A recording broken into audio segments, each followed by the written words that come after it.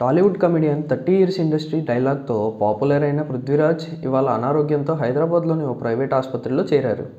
ఆయనకు డాక్టర్లు పరీక్షలు నిర్వహిస్తున్నారు. తాజాగా లైలా చిత్రం ఫంక్షన్లో వైసీపీని ఉద్దేశించి పృథ్వీ చేసిన వ్యాఖ్యలు కలకలం రేపాయి.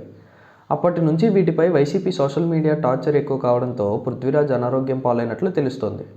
గతంలో వైసీపీ అధికారంలోకి వచ్చేందుకు సహకరించిన పృథ్వీరాజ్కు ఆ తర్వాత జగన్ ఎస్సీబీసీ చైర్మన్ పోస్టు ఇచ్చారు. అయితే లైంగిక వేధింపుల ఆరోపణలు రావడంతో పృథ్వీని ఆ పదవి నుంచి తప్పించారు.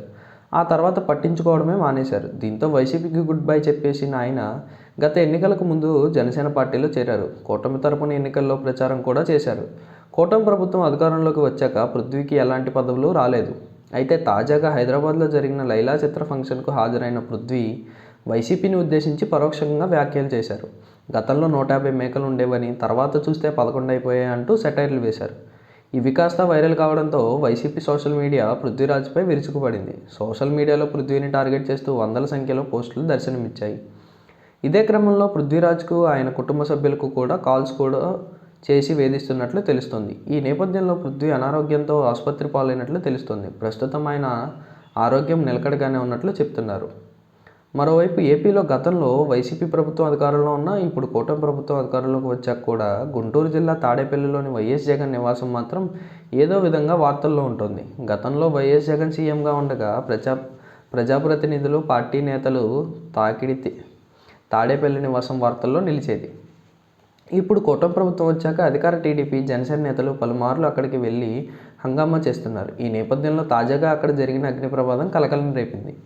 ప్రస్తుతం జగన్ ఇల్లు వైసీపీ కేంద్ర కార్యాలయంగా ఉన్న ప్రాంగణం బయట తాజాగా అగ్ని ప్రమాదం జరిగింది. దీనిపై ప్రభుత్వ పెద్దలు పలు అనుమానాలు వ్యక్తం చేస్తున్నారు. ఈ నేపథ్యంలో రంగంలోకి దిగిన పోలీసులు అక్కడ అదనంగా 8 కెమెరాలు ఏర్పాటు చేశారు. దీనిపై వైసీపీ నేతలు మండిపడుతున్నారు.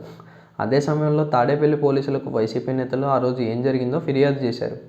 దీనిపై విచారణ ప్రారంభించాలని పోలీసులు సీసీ కెమెరాలు పెట్టడంతో పాటు అప్పటికే అక్కడ ఉన్న కెమెరాల్లో రికార్డైన సీసీటీవీ ఫుటేజ్ అడిగారు. దీంతో పాటు ఆ రోజు సందర్శకుల వివరాలు కూడా కోరారు.